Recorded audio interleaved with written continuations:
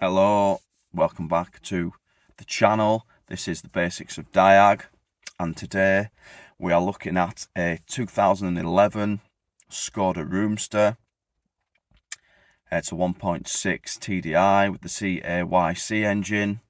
That's probably going to be irrelevant, and we have got an alarm siren that just randomly goes off. This happened, I think, once about 2 weeks ago. The vehicle owner said they disconnected the battery, it went away. Don't know if it was the next morning or a couple of days later. Connected the battery up again and all was fine. And then, I don't know if it was yesterday or the day before, it just would not shut up. Yeah, even locking and unlocking it with the key, with the engine running and ignition on, the siren was still going off. So they just left the battery disconnected, and then this is where I come into things. I reconnected the battery, and yeah, the siren was deafening. So the first thing I've done is just disconnected the siren, so that the neighbours won't get too frustrated with the situation. I'm going to try and confirm the fault for you on camera. Just plug this back in, put the battery on, obviously try and unlock it and lock it with the key. Now I looked at an engine management fault on this vehicle about 12 months ago, and there was no fault codes or anything that was pointing towards like an anti-theft issue. So if we do have any codes, well, there is going to be now, isn't there, now it's unplugged, but any codes relating to this are new and weren't there 12 months ago. I've got a wiring diagram. This is only a 3-pin plug, so we're going to have a power, a ground, and we have a LIN communication signal. On the diagram, this is the component in the bottom left. I think it's H12. We've got the onboard supply control module at the top, J519, that supplies this with the LIN signal. And we also have on the bottom right of the diagram a vehicle inclination sensor and an interior monitoring sensor as well. So first thing, let's see if we can confirm this fault. It lives just there behind this metal tray. The plug is here, and you can see we've got purple, brown and red, and black and red. So I'm happy the diagram is correct. Right, plug back in under there, and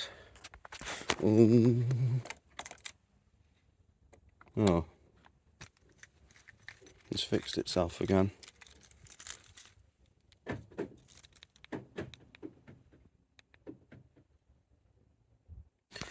But that could be a good thing. It means we can carry out our tests, hopefully, with that alarm siren plugged in.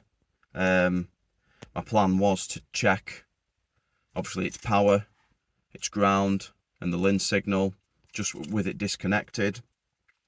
And then maybe see if we can measure the voltage actually in that alarm siren, because they do have a battery in there, don't they? And with this being how old is this car? 12, 13 years old. There's a good chance that siren is going to need replacing. For now, we are going to do a code scan, see if that reveals anything. So we're just going in with this top-down top scan and see what codes it brings up. Right then, the top scan app, diagnostics, log in.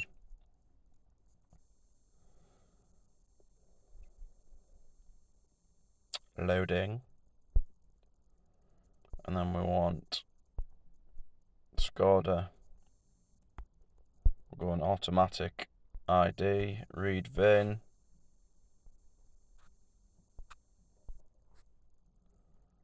Confirm.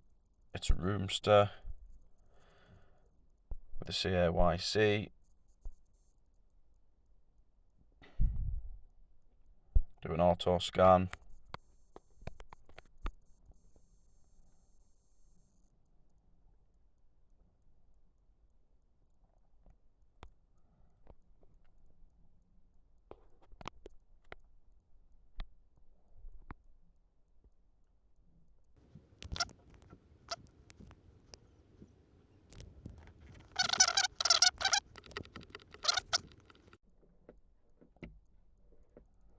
So we've got a few faults in a few systems.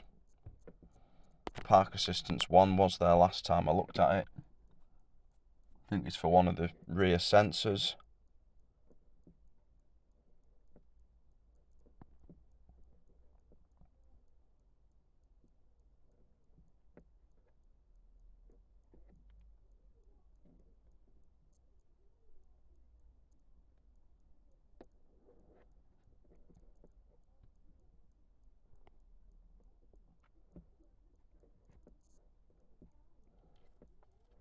There we are, done. Let's just have a look at the report.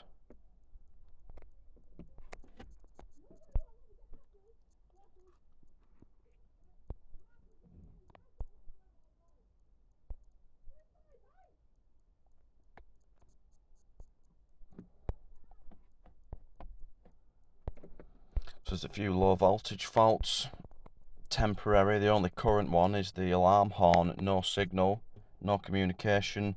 And obviously you can see it is in the central electrics, which is another name for the onboard supply module, which is that J519 that we saw on the wiring diagram. Brakes is asking me to read the engine control module fault codes, yet it hasn't brought up a fault code for the engine control module, which is a bit strange. But I do think there's going to be an EGR. Oh, I didn't mean to do that. I've just clicked clear faults. Never mind. There's an EGR low flow fault because it's got a blanking plate in it at the moment, because the EGR is stuck open, so it doesn't start. Right, if we go back into central electrics,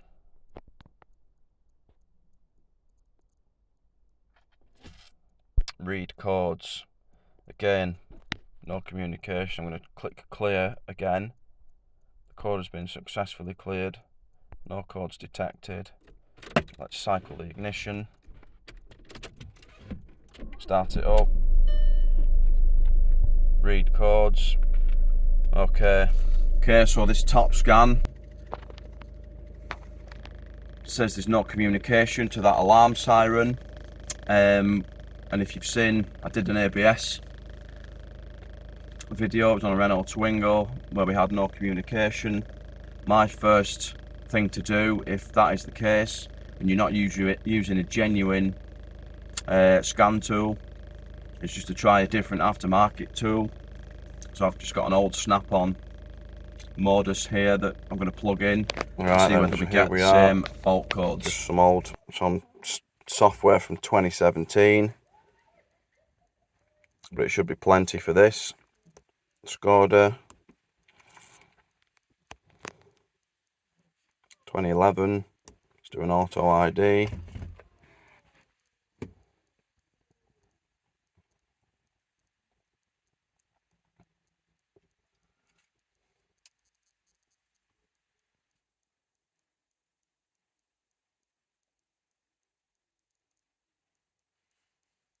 Wasn't successful, so Fabia / Roomster, continue, automatic engine recognition. Didn't do that either. CAYC. Okay, continue. Ignition on. And where we are, central electronics. I apologise for the glare. Codes only.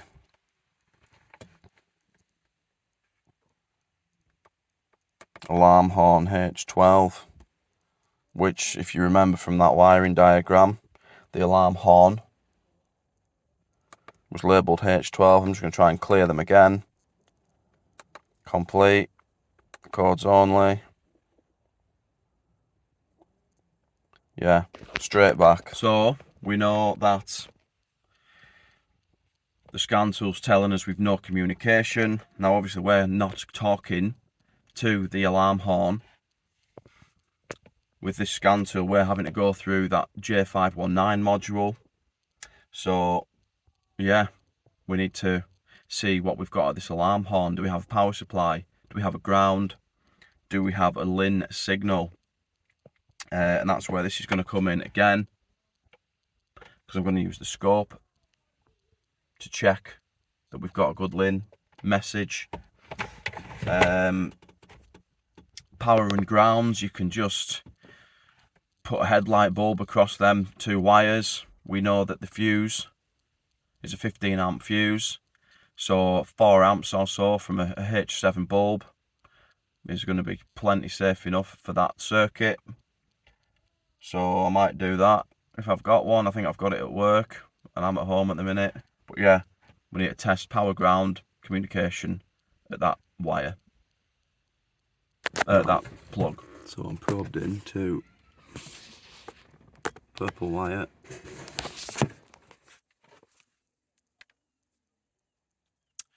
Black lead on ground, and this is what we've got. Good LIN signal that for me. That's obviously with the ignition turned on. Switched off, you just get a 12 volt sort of flat line voltage there or thereabouts. We want it to be sort of doubly sure or extra thorough with that signal that we're getting. We could use Pico to decode it, and if it decodes it, then we know it's a good signal. We know that that alarm siren should be decoding it and understanding it. I'm not going to do that because I don't think I need to. So let's just check power and ground. Right, so we're now probed into middle wire, which I think is brown and red. We're getting 0 volts there on the scope. I'm just going to confirm with this test light. If I touch the ground, we get sort of 14 volts there or thereabouts.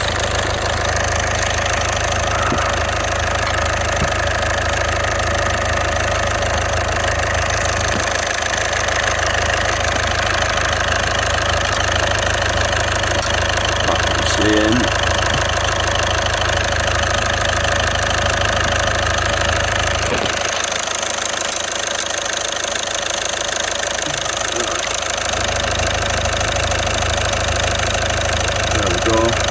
Ground is good. And now drop into black and red.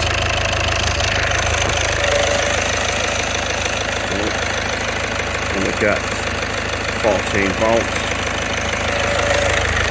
Again, test light.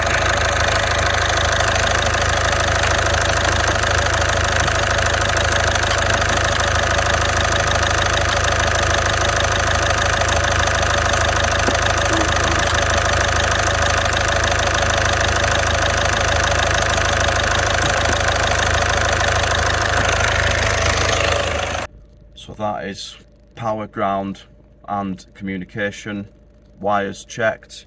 The only thing we could do really is maybe put a consumer in that draws a bit more current. I think that test light draws about 400-ish milliamps, which, you know, when it's got 15 amp fuse in may not be enough. But we'd have seen any sort of voltage drop on that voltage scale. That's why I do like that, them style of test lights. And like I said, we could decode that LIN message and see whether it is, you know, a decent message. I don't think we need to. This is going to need an alarm siren, so I'm going to get it priced and yeah, see whether the vehicle owner wants it replacing. I mean, we could probably just leave it unplugged and they wouldn't really know any different, but yeah, it's going to be entirely down to them. So until I get a Siren, this will be it. Right, it is a few weeks later now, and the owner of this vehicle have supplied their own second-hand alarm siren. Apparently this one's off a Porsche Cayenne. In the meantime, I've taken it upon myself to take this one apart, and I don't know if you can see there, there's a bit of corrosion going on the circuit board. And also, I measured the voltage in this battery. Now it says on the battery itself, I don't know if you can see that, 6 volts right about here. So we'll measure it now.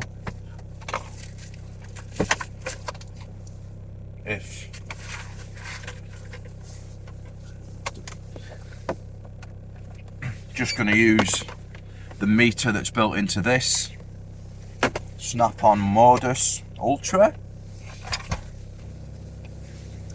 So I've got the back probes just wedged behind the contacts here on either side, and to be honest, the voltage is even less now than when I first checked it. So we're at less than half a volt. I'm sure it was like 2.2 volts when I first opened this up, whenever it was, a few weeks ago. So yeah, it's a shame I can't check the voltage in this before fitting it, but we'll soon know, won't we? Because we had no communication, didn't we, to the H12 alarm siren.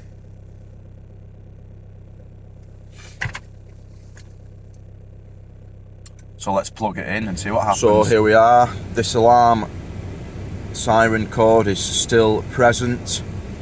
So yeah, I'm going to fit the new one, clear the cords, and hopefully this goes away. It came back, I think, with ignition on last time, certainly once the vehicle was started, so we should be able to tell fairly quickly whether this new second-hand part is going to fix it. Right, so it's plugged in now under there. Turn ignition back on. We will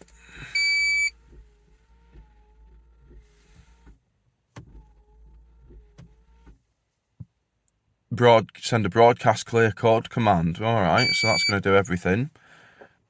Clear all DTCs. Nice. Function completed successfully. And then it was the central electronics unit. Cords only. Oh.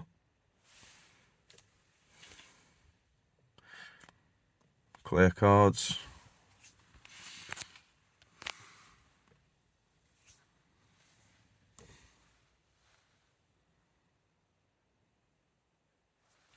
Won't clear.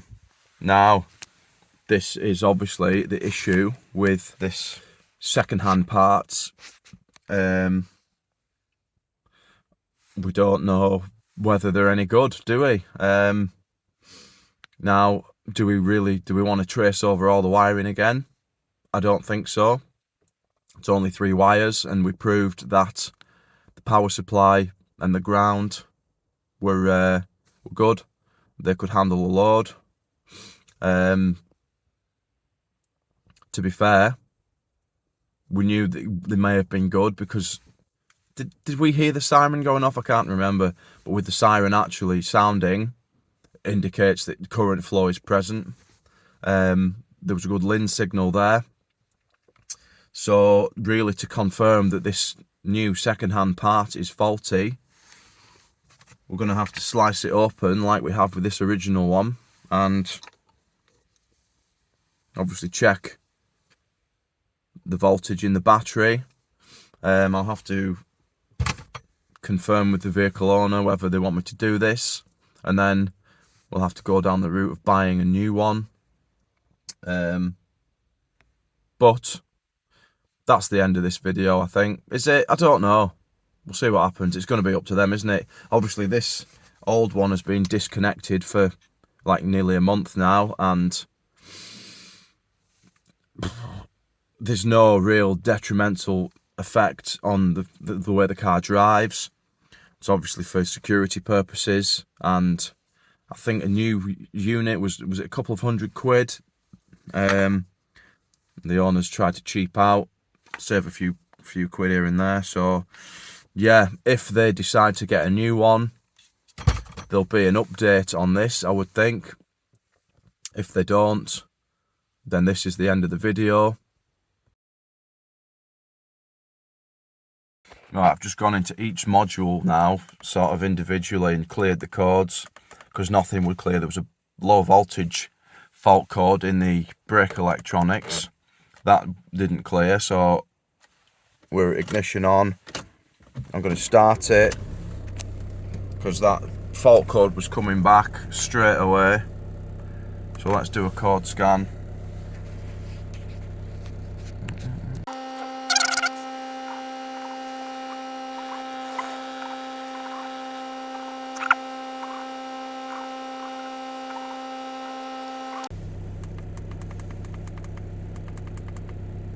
So the park assist code has cleared as well. And there we are. The no communication fault has cleared to the alarm horn. Now this is going to be something I'd like to monitor over the next couple of days, just with that being a second-hand part. I don't think it cleared first time, either A, because I had the engine running, or B, it said something about OBD and brakes and sort of body control stuff is not usually found on OBD stuff. So that's why I went in individually and cleared the codes out. Yeah, possibly fixed. Gonna monitor it. We'll do an update maybe in a week or so. I'll just like contact the vehicle owner and see how they're getting on with it. But yeah, other than that, that is this video done. I suppose we should kind of review what we've learnt. Communication faults are not as difficult as you might think. Obviously this one was simple enough. It's only a 3-wire circuit, but this alarm siren is a control module in its own right. So you can take the principles we used to diagnose this one and apply it to an airbag control module, body control module, you know, any control module really. They all need powers and grounds to work. Some of them may have multiple power supplies, multiple grounds. They all need to be tested and load tested. And then you've got your communication. In the case of this, it was a LIN signal. You may have CAN bus, FlexRay. I've never scoped a FlexRay system yet, but you know, I know they're out there. So yeah, you just need, the most important thing is an accurate wiring diagram when it comes to stuff like this. So yeah, there we are. That is this one done, and until next time, we shall see you. Bye.